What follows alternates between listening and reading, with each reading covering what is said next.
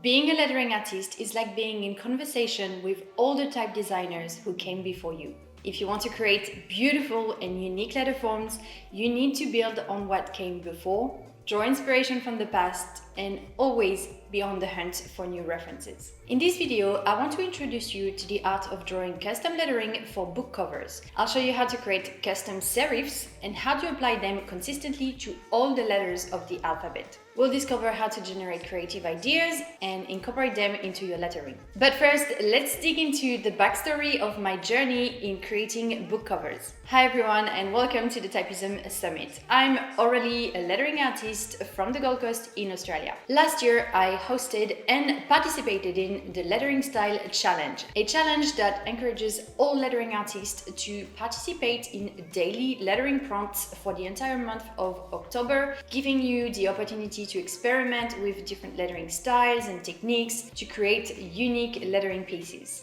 For my own interpretation of the challenge, I decided to dive into the realm of whimsical 3D letters inspired by famous works of fiction. The goal was to explore how letter forms can convey powerful messages and tell captivating stories. By using highly decorative lettering styles, I was able to create unique designs that are visually appealing and deeply meaningful. The response to my work was amazing, and I received so many requests for guidance on how to design perfect whimsical serif letters. And that's exactly what I'll attempt to share with you today. We only have 20 minutes together, so let's make the most of it. In part 1, I'll share with you what I consider some of the most important lettering principles, so make sure you grab a notebook and a pen. In part 2, we'll work on a quick exercise and draw 3 custom serif uppercase letters. You will need your iPad and Procreate, but you can also complete this activity with pen and paper. Let's begin. We won't have time to go over all the fundamentals of lettering today. However, I still want to look at some of what I believe are some essential principles of lettering. I hope this spikes your interest and encourages you to study them further. Principle number 1, prioritize learning the history of typography. I know I keep saying that, but in order to create beautiful and unique letters, it is important that they are familiar. What I mean by that is that if you want your letters to be aesthetically pleasing, you should ensure that they are recognizable. Before adding any fancy serifs or extravagant flourishes, it is crucial to make sure your letters resemble the traditional ones and are correct.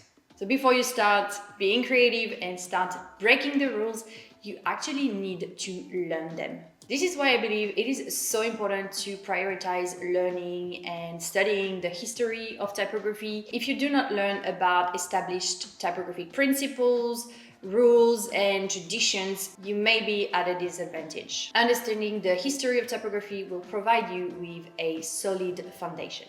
Principle number 2, achieve accuracy before adding personality and style.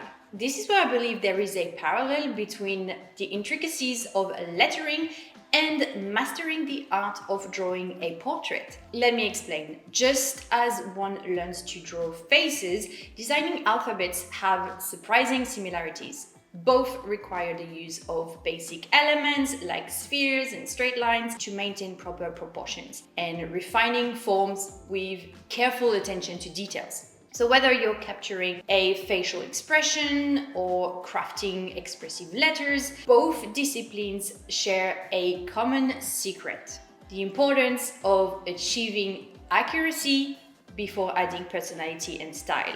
Because if you don't get the proportion of a face correct, for example, the result will look terribly wrong. And the same applies to drawing letters. So if there's something that looks off when you look at your lettering and you just can't figure out what it is, this might be because your letters are just too different from traditional letters that we all know and recognize. And this brings me to the next important principle: Remember that typography is different from geometry. When it comes to drawing letter forms, it is more about proportions and what looks good to the eye rather than strict geometry. One important realization when drawing letters is that they are not purely geometrical, they actually just create an illusion of geometry. So just like a face is not perfectly symmetrical, letter forms are not exactly the same size or perfectly aligned. To best illustrate this, let's consider the concept of overshoot. If we align the letter H, O and A and make them mathematically the same height, the O and A will actually appear smaller, and this is because these shapes have less volume, giving the illusion of being smaller. To make them appear the same size, we use the technique called overshoot, where the round or pointed part of the letter extends below the baseline or above the cap height. And the last important principle is understanding the importance of pen influence. Most lettering styles can be traced back to the pen, including serif letter forms. So without going into too much detail today, all you need to know is that it all began with Roman capitals, which laid the foundation for all serif letter forms. The inscription at the base of the Trajan column in Rome, carved into stone around the year 114, have had the greatest influence on the design of capital letters. They have remained the classic standard of proportion for 2000 years, and having an understanding of their design and history is a sound basis before taking liberties. So it is generally agreed that the Trajan capitals were painted on the stone with a square cut brush and incised by a stone cutter, which is the reason for the variation of light and heavy stroke. Another result of the use of the pen or brush is, of course, the serif, the spurred or bracketed ending of the stroke. So understanding the design of those capital letters is influenced by the use of the pen or brush is crucial for understanding the correct construction of letter forms, the placement of weight and serifs. Okay, so that was just an overview of what I believe are the key principles of lettering. I have shared a link below this video with some recommended books, so make sure you check it out if you want to delve deeper into the world of custom lettering. Now let's try to put that into practice. I absolutely love serif letter forms because they have a fascinating history and are one of my favorite aspects of lettering due to the character and personality they can bring to a design.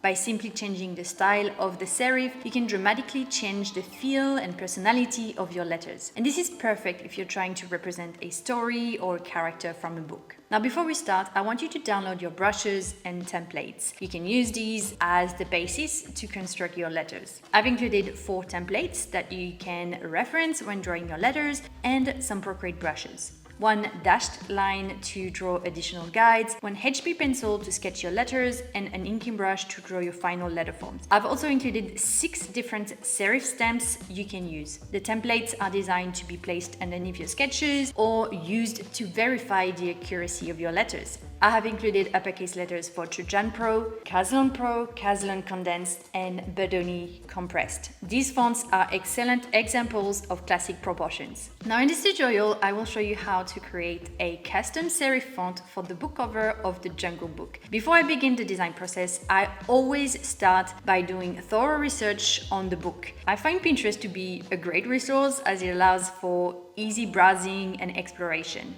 And to use references correctly, it is important to research them at the beginning of a project and ensure the relevance to the project. In this case, I found that shape that I wanted to incorporate into my design, and after making some quick sketches on the page, I realized that I could use that shape as a serif, and that's how I came up with this idea. Now let's move on to creating your guides. Creating guidelines for your lettering will always have to be custom. The way you position your guides will always differ and will have to be adapted to the letters you're constructing. And this is why I never use pre-made guides. For this tutorial, I will simply draw the baseline, the cap height, and a min line just above the middle. And this line can be positioned as high or as low as you want, and you'll see that again, this will dramatically change the look of your letters. To keep this video short and concise, I will demonstrate how I added serifs to the letter H, V, and G. These 3 letters can be classified into 3 different categories: square, triangle, and round letters. Once you've designed these 3 letters, you'll find that the rest become much easier. Understanding the different stroke components of a serif typeface will allow you to recycle them and create other letters. This will not only simplify the process, but also ensures that your letters look consistent, as if they belong to the same family. When designing custom serif typefaces, I typically begin with simple uppercase letters like the I or the H, because they consist of straight lines. This allows me to create a stem that can be reused in other letters. Next, I focus on creating a triangular letter such as V or A, which help me establish the angled strokes in more complex letters such as K or W. Finally, I like to work on a letter like C or G to refine my rounded letter forms, including D and even the challenging letter S. So first, I'm going to start by stamping the serif on my canvas. Then I'll duplicate and flip it horizontally. Now, working on a new layer on top, I'm using my HB pencil brush to fill the shape, which brings me to my first drawing tip, and that is to avoid drawing with outlines only. In order to accurately judge and compare your letter forms, it's important to see the full shape and weight. If you only draw the outline, it becomes more challenging to identify where adjustments need to be made. Then it is just a matter of duplicating your shape, flipping it vertically, and positioning it below. Then connect the 2 shapes. And there you have your first stroke. I'm going to use the same process for the letter V. I will use the same technique to draw the serifs, but this time adjusting the stroke so it is angled. I will have to make sure to follow the correct proportion. So the left stroke is thicker than the right, and the pointy part goes slightly below the baseline.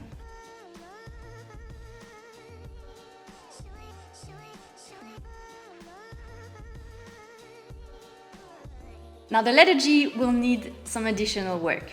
I prefer to begin by adding the serif on the right-hand side and then focus on the rounded part.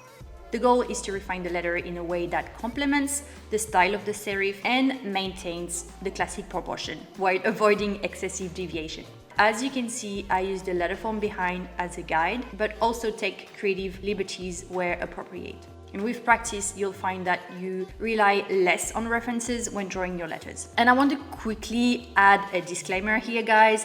I'm using these fonts as a reference because they are in the public domain. However, I highly advise against using custom typefaces that had been designed by someone else. In other words, don't be a copycat. I wanted to share a few additional drawing techniques with you all. One of my favorite techniques in Procreate is the arc tool. When you draw a curve and hold it, it will become smoother. You can then tap Edit Arc to reposition it if needed. Another technique I love is using the liquify tool. Lastly, remember to move with your wrist for better control, and don't hesitate to move your canvas around. Now, when I refine my letter form, I like to use multiple layers as well, and I always keep my previous iteration. So to refine the shape of the letters, I like to use the inking brush on a separate layer above my sketch. This step is fairly simple. You just trace around your sketch.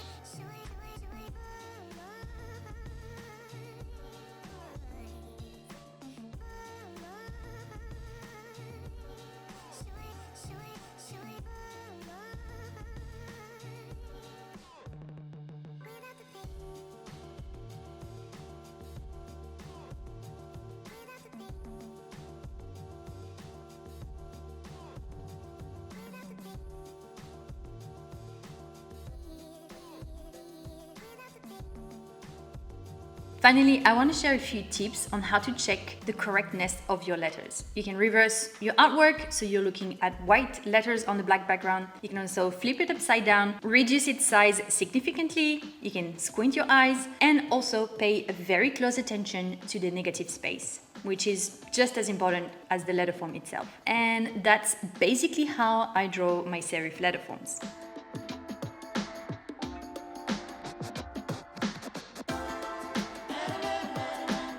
And that's it. I hope you found this video helpful and that you've picked up some useful tips that you'll be able to use for your lettering. I know this was a short video, so please don't hesitate to take your time to rewatch the video, pause it if you need, and of course, don't hesitate to reach out to me if you have any questions. Remember, no amount of fancy embellishment such as flourishes, texture, 3D effect, lighting, or illustrative elements is going to hide wonky lettering. I know it takes a lot of time, but good lettering should always be the priority. Make sure your letters look their best before adding any kind of embellishment. Drawing amazing letters will come with practice, and the more you draw, the more you observe existing typefaces, the more you will develop your eye. But it really becomes an addiction once you get the hang of it. Now, if you want to keep learning with me and learn how to add those embellishments, for example, I would recommend checking out my vintage lettering tutorial or my retro sign masterclass 2.0. In those courses, you'll learn how to add shadows, highlights, texture, and even background elements. Thank you so much for watching, and I'll see you guys in the Q&A.